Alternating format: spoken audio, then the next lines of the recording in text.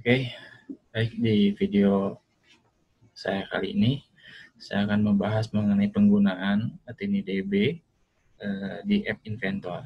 Nah, kita langsung aja ke project yang udah saya buat. Nanti ini penjelasan dari modul yang saya share ya. Ada dua project ya. Yang pertama ini dulu. Nah, di sini aplikasi yang dibuat itu seperti kamus ya. Kita akan memasukkan teks dalam bahasa Indonesia dan nanti translate-nya itu apa gitu. Nah, nanti kita bisa search di sini, masukkan teks dalam bahasa Indonesianya, nanti cari dan hasilnya itu akan muncul di sini. Nah, kita juga bisa hapus dan kita bisa menampilkan seluruh data yang udah kita save gitu, di screen 2 nantinya. Nah, ini tampilan dari screen 2-nya. Nah, menampilkan seluruh data di sini. Nanti tampilannya ini di sini ya, di text for label 1. Ini kembali ke halaman utama untuk menampilkan screen 1. Oke, kita langsung aja ke screen 1, bloknya seperti ini ya. Nah, ini button simpan. Button simpan ini ketika diklik, ya, dia akan memanggil fungsi dari TiniDB. Nah, store value itu menyimpan data ke TiniDB dengan tag diambil dari text box indo.text. Tag ini seperti key-nya ya, kuncinya itu, atau semacam primary key-nya lah. Nah, nilainya berisi text box bahasa Inggris. Jadi ketika kita nanti panggil cari gitu dalam bahasa Indonesianya, bahasa Inggrisnya search, nah gitu muncul. Jadi ini kunci, ini nilainya. Nah, hasilnya itu akan ditampilkan di set label hasil.text. Yang tadi yang di bawahnya ditampilkan label hasil. Nah, tampilkan di sini di label hasil. Apa yang ditampilkannya? Nah, join dari string data lalu text box bahasa Inggrisnya sudah disimpan. Gitu. Nah, ini kan proses penyimpanan ya. Lalu selanjutnya buat mencari set label hasil.text, tetap kita menampilkannya di label hasil. Nah, join bahasa Inggris untuk textbox tag.text. Ini fungsinya untuk spasi ya, kosongkan. Nah, lalu kita untuk mendapatkan nilainya menggunakan fungsi dari TiniDB yaitu getValue. Nah, dengan tag yang diambil dari textbox tag. Itu. Lalu jika tidak ditemukan tagnya, apa yang akan muncul? Nah, ini tidak ditemukan. Begitu ya. Nah, kita lihat di sini textbox tag itu yang ini. Nah yang ini, textbox tag ya. Kita masukkan dalam bahasa Indonesianya, nanti muncul hasilnya di sini. Kita lanjutkan ke hapus. Nah, ketika button hapus diklik, nah, kita compare teks ya. Ada if jika. Nah, jika ada pengkondisian tag yang dimasukkan di dalam teks tadi ya, textbox tag sama dengan tidak ditemukan, nah, maka set di label hasilnya join data untuk tag ini tidak ditemukan atau tidak ada datanya. Nah, jika di luar kondisi itu, nah kita langsung panggil ke TiniDB dan menggunakan fungsi clear tag, menghapus tag ya. Nah, menghapus tag itu akan otomatis menghapus dari value-nya juga, gitu ya. Lalu hasilnya akan ditampilkan di label hasil atau keterangannya, infonya ya. Nah, join data untuk textbox tag ini, .text, itu sudah dihapus. Nah, selanjutnya, dan button tampil data.click. Nah, ini untuk memunculkan screen menampilkan seluruh data. Oke, kita langsung aja ke designer screen selanjutnya ya.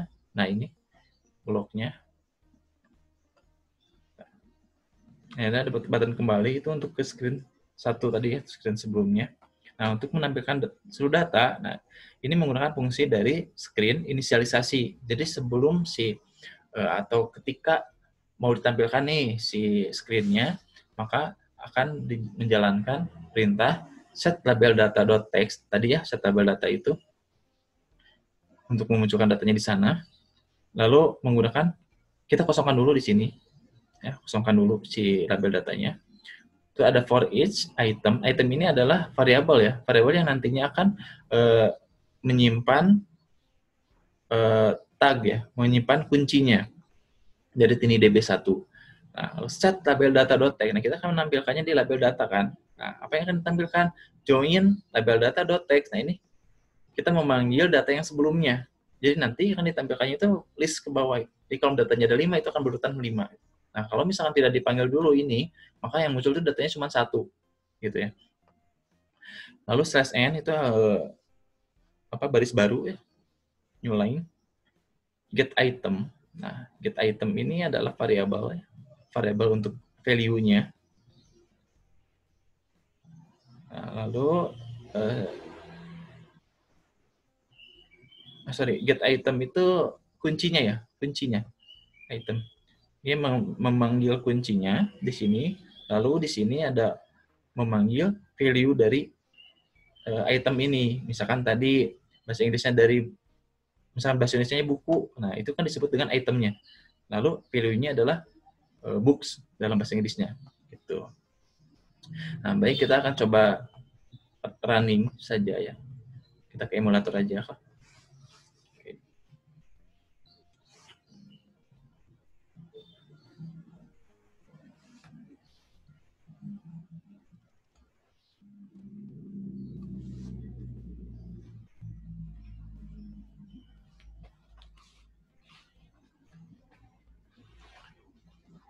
Udah tampil.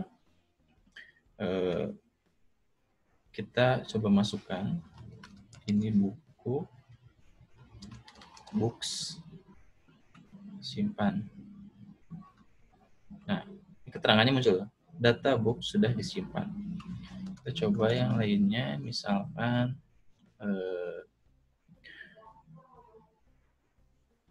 tas misalkan. Baik, simpan. Nah, kita coba tampilkan seluruh data.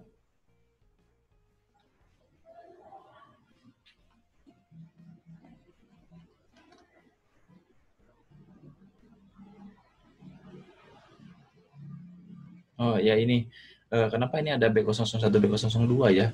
Nah, ini terjadi karena hanya di emulator saja ya. Jadi data database yang ada di project yang lain itu akan dimunculkan di sini ya. Nah, padahal kita tadi kan cuma 2 ini ya. Gitu. Tapi kita abaikan saja. Kalau kita runningnya di handphone itu tidak akan terjadi seperti ini. Nah, kita coba fungsi hapusnya. Jadi ini dimunculkannya itu berurutan ke bawah ya.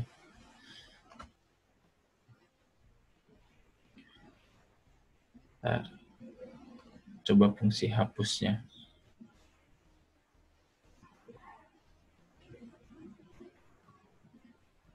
Nah, kita cari dulu tadi itu apa ya? Tas ya. Oke, tas.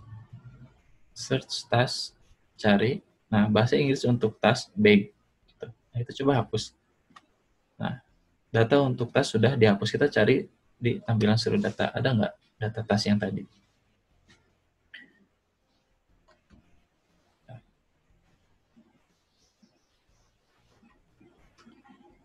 Nah, nggak ada kan ya? Data tas tadi udah dihapus. Kalau yang ini 2, abaikan. Karena itu datanya dari project yang lain. Nah, ini for each itu fungsi ini ya, saya lupa tadi. For each itu ada fungsi untuk mengecek setiap data yang ada di dalam TiniDB. Dan itu datanya disimpan di variabel item. Gitu ya. Oke, nah saya langsung lanjut aja ke project selanjutnya. Nah, project inventory ya. Ke screen 1. Nah,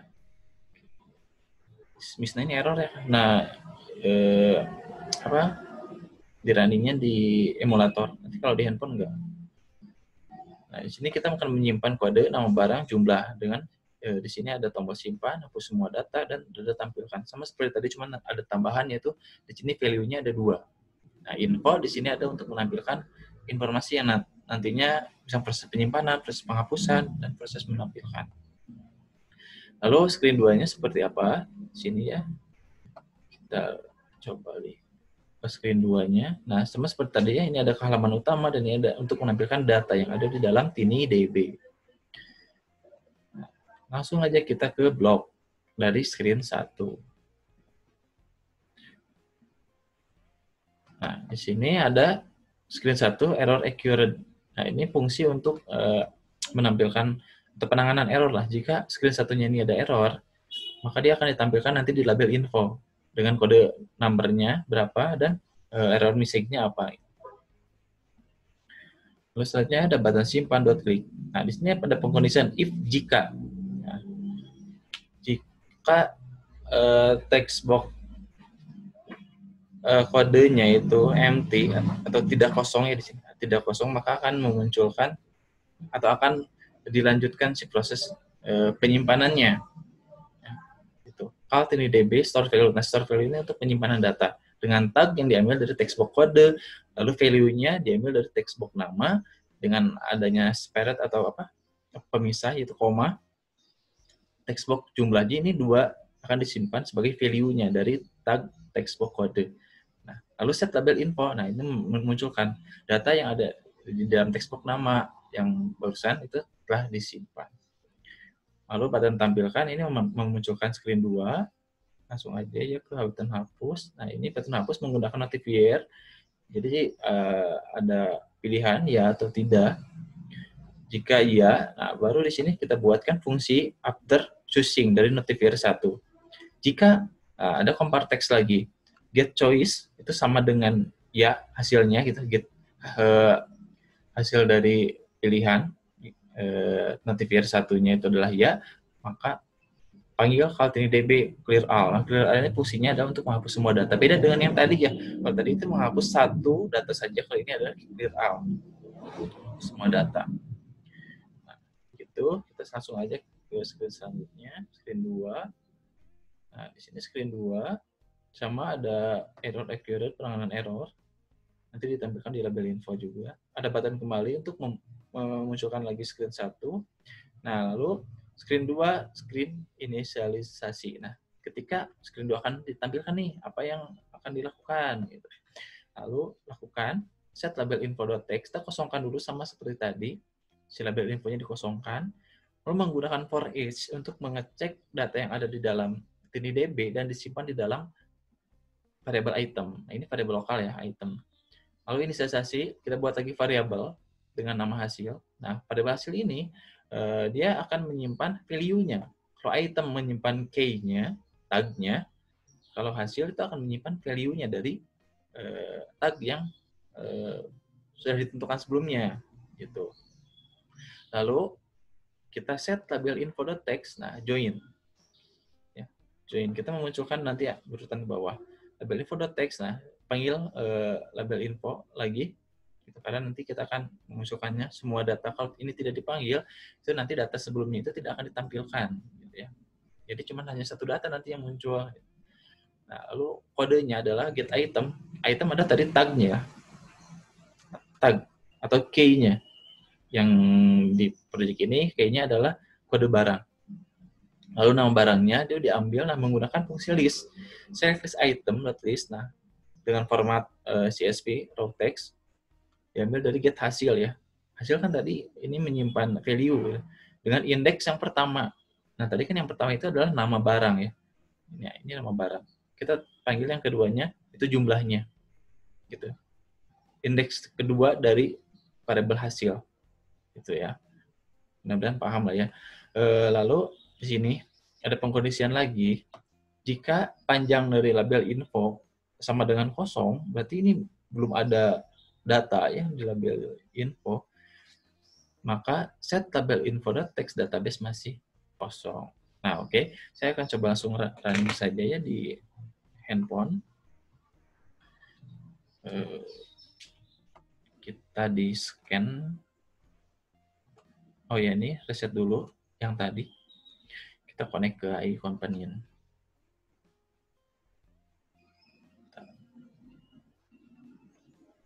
Nah, menggunakan aplikasi MIT A2 Companion. Scan QR code.